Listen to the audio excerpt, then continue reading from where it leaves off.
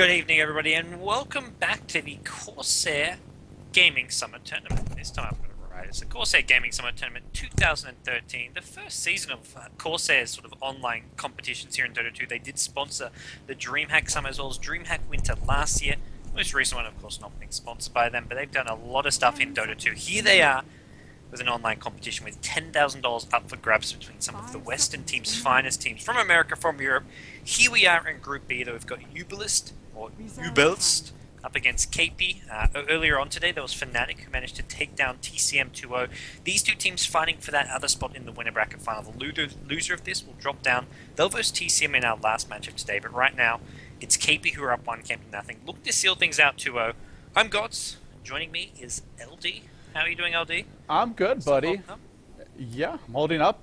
Looking at Kaipi, well, if it ain't broke, don't fix it. Darkseer, Puck, Rubik, same core.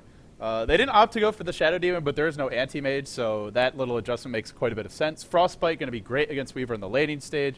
Not bad against TA in a pinch, and I do like Uebelst draft quite a bit better, simply because they have heroes who can fight a lot better early on, and I felt that was one of their main issues last game. Also, TA versus Puck mid, I think a slightly better matchup for that solo mid player.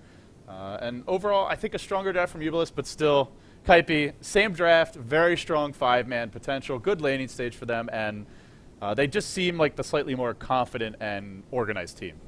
Yeah, they showed no problems dealing with the Dream Protector last game, and that was, once again, it's Uebelst going with the Dream Protector Weaver duo as their first 2 picks. I think part of the problem was that Kaipi didn't look to put pressure on the Weaver. Part of this synergy is that Dream's great at allowing Weaver to dive towers, be really hard to kill, but if you just kind of ignore Weaver, or whoever's in the lane against Weaver just looks to trade farm, then you do just fine here. And well, we'll see how Kaipi managed to do here. They picked up a Shadow Fiend, which will be their safe laner for Eternal Envy, so he's quite likely going to be up against that Weaver in that bottom lane. Never had the pleasure of casting an EE God Shadow Fiend, so I'm excited. Is he the Yaffets of the West? We'll find out. Oh, he could well be LP. I think we're onto something here beyond the summit. Yeah, we are. Our Asian bias, well, we can apply it to Eternal Envy because he is Asian, even if he's not from Asia, per se. So, actually, he made a trip there to China, I believe, near the end of last year. That was the time that he's been away from No Tidehunter. Well, Chinese Dota is connecting with his roots. So. Maybe he met Yaffets there and got some tips. Yeah, speaking of Yaffets, playing in the upcoming Red Bull ECL LAN tournament. Oh, apparently. I'm excited. Is it his team, or is it just him in the 1v1 tournament? Well, his team did qualify, but I saw one comment say, well, apparently he rage quit the game that they lost to Vici Gaming. Like kind of a funny story in itself, and I don't know, this person was seeming to imply that he left the team. So maybe it's just his team qualified from the group, but whether or not Yaffets is still playing with them or not, I don't know. He played with them at some point. He may still be on the team, but apparently he's got a bit of a temper to him, this Yaffets. Yeah, well, we should introduce the teams and not talk too much about Yaffets, I suppose. On the Radiant side, we've got Kaipi. They are a motley crew of North Americans and Europeans. They look good, damn good, in Game 1. Eternal Envy, he'll be playing your Shadow Fiend. Basically didn't have to do anything in that first game. Let's see if his services are required in Game number 2. RTZ, he was a beast in that game. Same build for him, same hero, this time on the Radiant side, going solo mid as the Puck. Come with me. Early movement from Rubik that seemed a little dubious, but he proved us all wrong with some fantastic ganks in the mid game. Great Rubik play there. Bone 7, your off-lane Darkseer, and then Pylai Dai, your support Crystal Maiden. LD? Yes. I think I'm onto something. Okay. Clue me in. Yaffets? He disappeared a year and a half ago, let's say. Eternal Envy? He showed up a year and a half ago. So who's the imposter Yaffets that's playing in Asia? That's the big question. Well, yeah. I guess that's the secondary question. Well, I guess maybe that's why he's no one on the team. You don't figure it out. But Gods, I don't think I'm going to bet any money on your theory, but it sounds fantastic. I encourage all the chat viewers to go bet on Yaffets right now.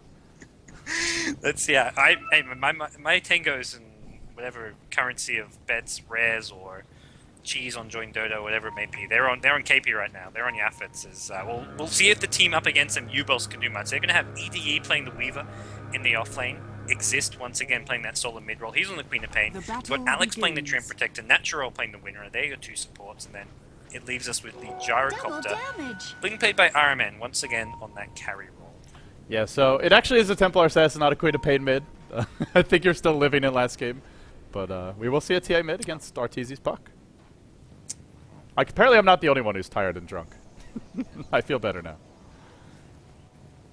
Let's see how Exist does. He's going to go for a fast bottle. Once again, Arteezy, though, he's been pulled some regen, so this early null talisman will allow him to at least sort of do decently in his first couple waves of last hits, you'd hope, and that's something which can make a big difference in this 1v1 lane. Every bit of damage matters. You know, he's such an aggressive solo mid. Like, even at level 1, as soon as the creeps are there, he starts posting up, spamming his nuke, auto attack. It kind of reminds me of how Xiao8 will play that Beastmaster mid, where he takes Inner Beast, or actually, I think it's usually axes at one, just throws them right away and starts right-clicking you. Arteezy, same thing. Spamming the nukes, pushing the wave, trying to drive the TA off the wave, and so far, it is working. He's taking quite a bit of harass, but when someone's going an eco build like this, and you just harass them off the lane early, tangoing up is slow. It's not a great way to heal you, and you have to be worried about a potential first blood attempt. So I think he's playing this matchup incredibly well.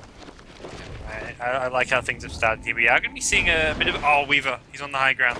Does have a tango. Yeah, but he lost about half his HP, and also he's going to run right into a sentry ward. There's your Frostbite. That Sakuchi has a long cooldown early, but there's no follow-up damage. Could have been a disaster, though. Yafet's too busy hitting creeps, not blind razors like he normally does. Speaking of Yafet's, already 8-3, off to a fantastic start. Just waiting for the yellow swag raises, which I'm sure will come in the mid game. Yep, they're looking for another wraparound here at bottom lane on the Weaver, but he's got living armor. Good luck with that. Yeah, the plot armor indeed ruins every, or rather, justifies the arbitrary turn of events that we so often see. Does get frostbitten up, taking quite a bit of damage early. Pylai die, clarity removed, and a fresh living armor.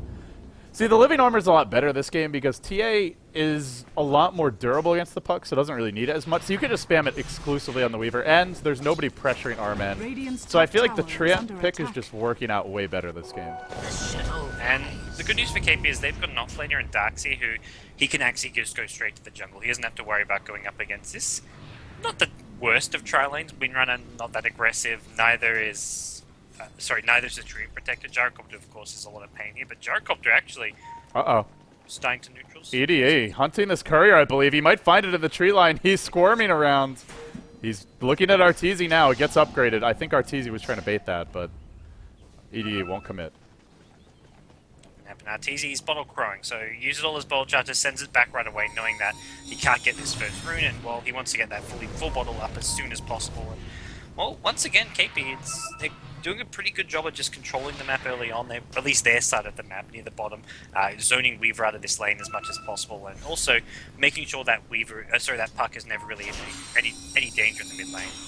Yeah, the main thing for Arteezy this game is just to farm, because you're not killing a TA with living armor unless Exist makes a horrible mistake. But if he just farms, he gets a pretty quick blink. They can snowball pretty effectively. Oh, Bone 7, suiciding to neutrals. That one I actually, of course I catch the suicide to neutrals. He didn't spend his gold first, so not the best play by him, but he'll get his soul right now. That one unintentional. Okay. He was banking on that stout shield, man. These guys are trying to be as efficient as possible. He's like 60%. Push it to the limit. You got to bank on that 60% happening, but apparently got unlucky. Yeah. Well, this guy probably shouldn't play the lottery because sometimes they just don't go your way, or poker for that matter. I guess that's actually a probability-based game, but we'll see a top rune spawn. It's going to be Alex picking up a DD, and Arteezy also not having the rune luck he had in game 1, which is going to slow him down a bit. Yeah, and also just Uebelst doing a good job of, they had their support there. He went top, the room was there, but Trim was there. He was making sure that Puck is not getting a single rune. This will force Puck to bottle Crow, which ties up the courier. Also denies him of runes. It's not all about refilling the bottle, it's about having these runes which you can make plays with, gank the map and get those solo kills in the easy. He's just sort of having a farm battle here. And then we do miss it. Weaver bottom lane goes down to the tri-lane. Jesus. Well, they find a kill on the Weaver, even through living armor. I believe it was used there, but just not enough in the end. Radiant's top tower is under attack. This is the big problem with Uebelst's lineup. They have no real killing potential. They've got 2 supports who aren't gankers at all. They're just going to passively sit top lane, get some XP and farm. They've got a solo mid TA who isn't a really good ganker. You can maybe start ganking with a rune and once you get phase boots, but even that is difficult to do and very risky. And what lane are you ganking? You're not ganking the tri lane when you have a Weaver there.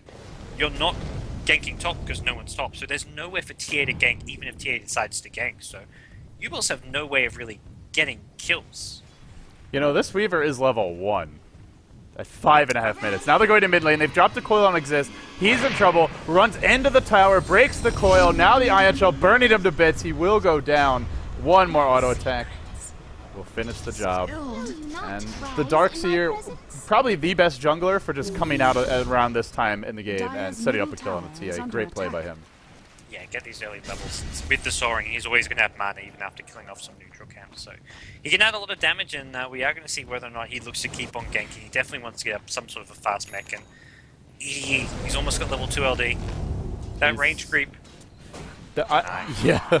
Well, they're probably going to let him get it because they are very busy stacking camps right now. Triple stack here, triple stack here. This is going to be one of the most disgustingly farmed Shadow Fiends you will ever see. Eternal Envy. I imagine a game where he rushes a Shadow Blade, but regardless of what he goes for, he'll have it very quickly. Yeah, this is a lot of fun. Templar Assassin doesn't get the rune. It's Weevu who gets a haste rune with the Templar Assassin there. Kills off the Crystal Maiden, so nice little pick up for Uebelst. I mentioned they don't have much ganking potential, but Crystal Maiden going to check runes by herself, that's a potential kill they can get. Yeah, a little bit greedy. Right around this point, when it hits nighttime, Weaver now off the bottom lane, looking to potentially steal some creeps here. It does have the haste that you mentioned, and come with me, going for the big pull, trying to deny a bunch for now. Bone 7, going to be stacking and farming these.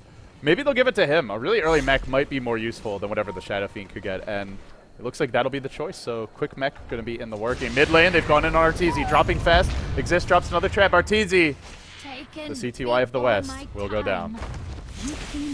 Well, Exist, he's maybe... I don't know about Arteezy's number this game. There was some help from the Treant armor, which is something which at this point Puck Arteezy is accounting for. Arteezy was so close to getting his bottle back, and that would have given him a bit of the boost to HP and money he needed, but Exist went in at the perfect time, and he has got those fast phase boots, so he needs to keep applying pressure. He's the only one who can make anything happen on the map.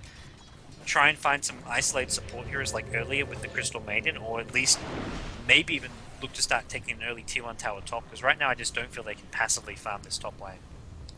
Yeah, for the time being, Armin is just sitting top farming, and he's going for Helm of the Dominator, so we'll probably see quite a few Ancient stacks from him, but doesn't have it yet. EDE finally hit level 2 earlier, as you mentioned.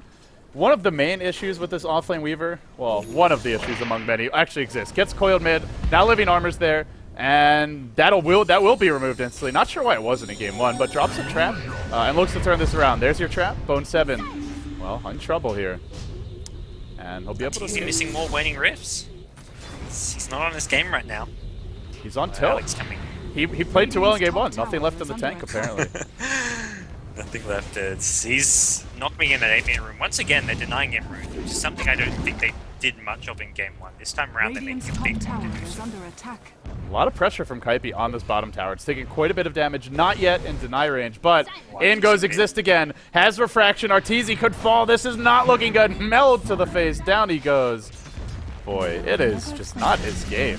Snowball player, one way or the other. This time, the snowball going exactly the wrong way. Bottom tower will fall.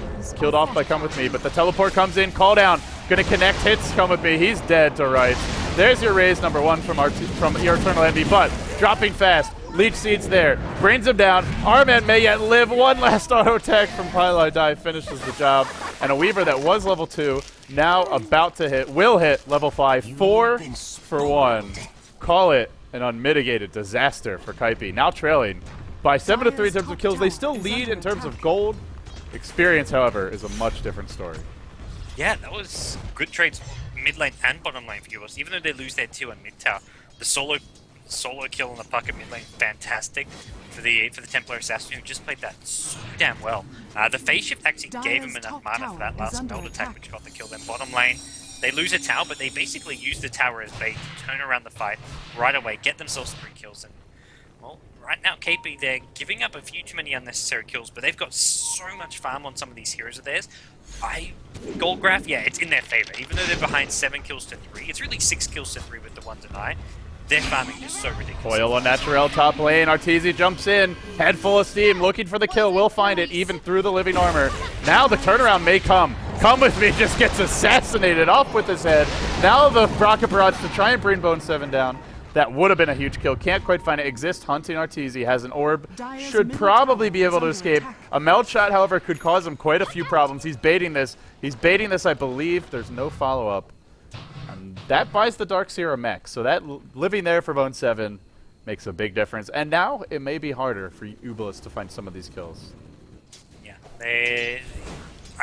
It was sort of a bit of a surprise they got all those kills on bottom lane, something which probably shouldn't have really been happening, but they could sort of force Kaipi to be a bit too reckless, a bit too over-aggressive. They can do so, and we'll see Kaipi go for some... Well, they're going to go for the Shadow Blade on the Shadow Fiend. As you sort of mentioned, it's a really strong item if you can pick it up in the first sort of 11-12 minutes, which is going to happen. And Shadow Fiend hasn't even killed off these neutral stacks yet. Yeah, that's just freak. Well, one of them was killed by the Darkseer, but there's still that big stack for him waiting. There's some golems, but it won't matter. Cooldowns here, connects on Mode 7, but he's outside of the cooldown range, so he pops an Ion Shell. He's still got a mech, the wall deployed, and Arteezy will melt again. He gets blown up. Oh, not his game. I must say it again. Now come with me. Next in line, perhaps. The living armor keeping Exist in fighting shape. Now gets frostbitten. Armen. There's your big Crystal Maiden ult. Exist will fall. Alex as well. Just gets in time to deliver his lifeless tree corpse to the enemy. A proffered offer. He did it. He did the all buyback and then Ethereal Jawn. He comes back to the fight. And I think he's going to get Windrunner as well. Windrunner does not have the escape. Does not have a Windrun here. Puck just needs a couple more attacks. Does get the final kill.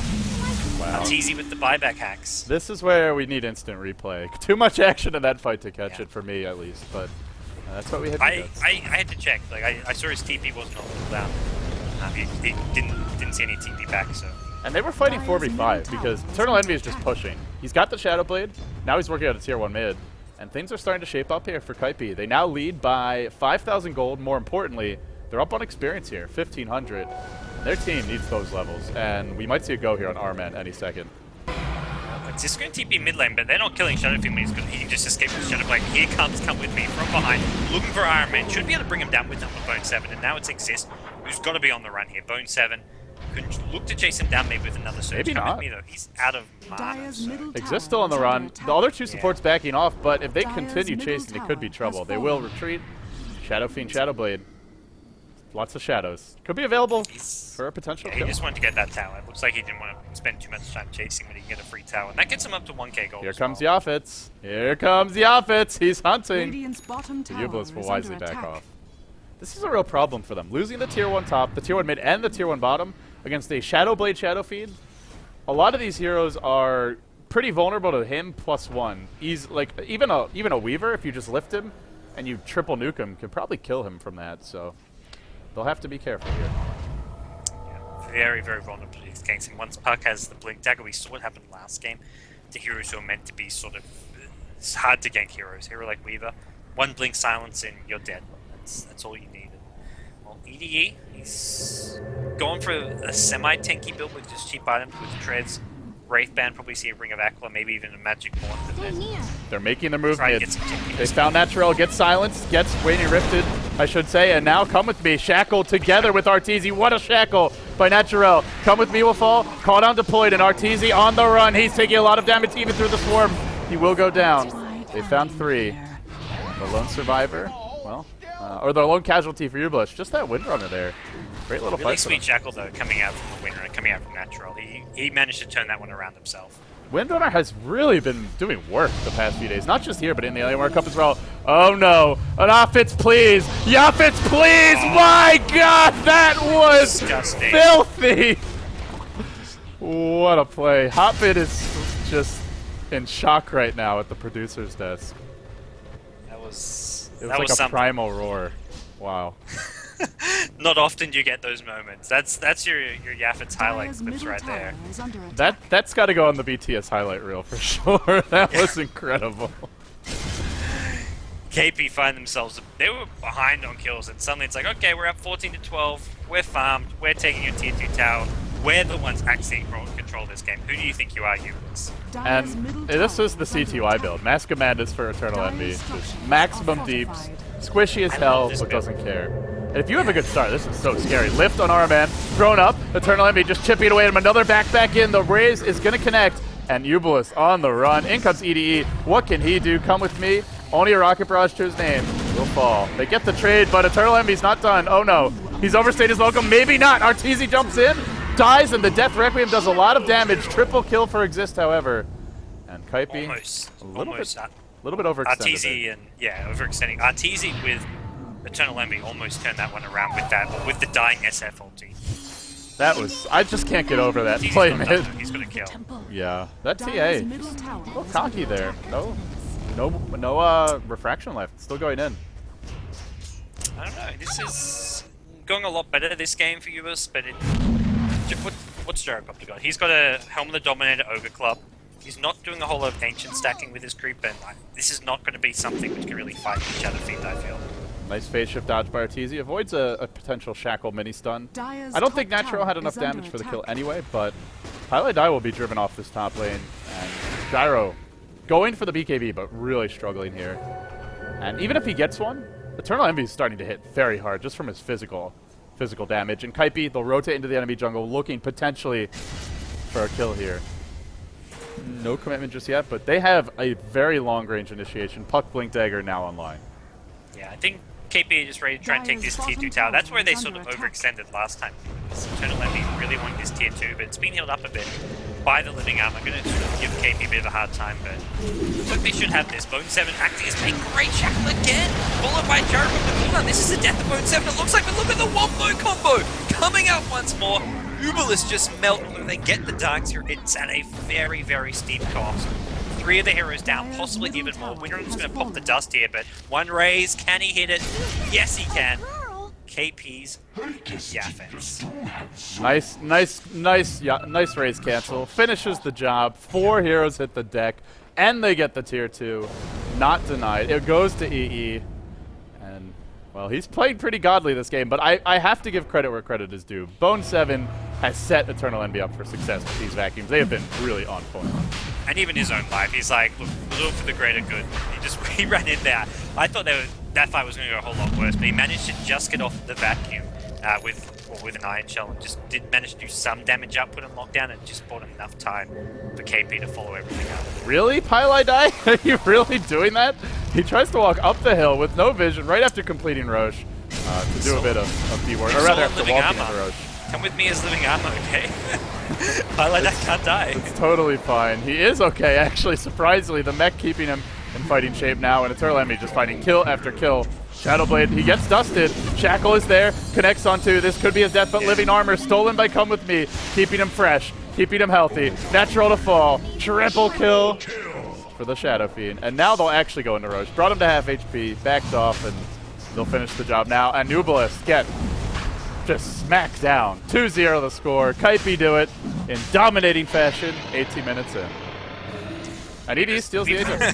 He snatches the Aegis, man. Gets some style points. Cute little play. The wall gets dropped, we'll have a silence here. No? ED on the run. Well, that was a pretty...